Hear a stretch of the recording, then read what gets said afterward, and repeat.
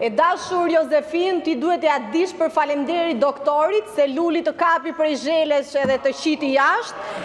Unë e kuptoj që ti ke nostalgji për atë kohën tënde, ishte koha të arta ato, por e dashur zonjë, gjërat kanë ndryshuar tani.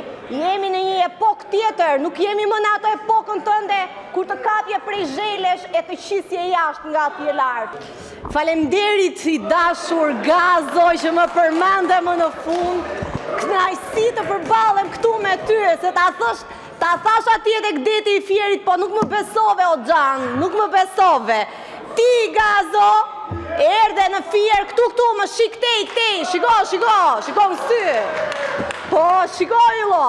Ti erdhe në Fier vetëm për të pirë gjini o yll bote. Atje në 2 të natës e për të shkëlqyer sy xixa, gjithashtu edhe për të ngrënë qoftet e lokali i lagjes.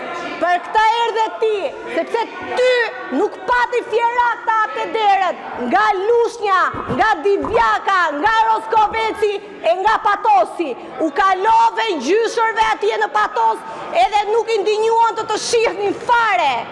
Në Roskovec, qa të bëri Roskoveci dashur Gazo kur dole në pazar? Ike më përpara se sa të vije. Ti ylli i Fierit, për këto do të mbahesh më në Fier. Kanë kaluar kaq muaj nga zgjedhjet. Pse s'ke shkuar atje tek ata pak demokrat që i dhanë ato vota për Gentin? Këtu duhet të ishte Genti me Zana Numanin, e jo ti ylli i Fierit. Po ti duhet ma dish mua për falemnderit që doktori nuk të hoqi nga i vendi vetëm për mos më bërë mua qefi.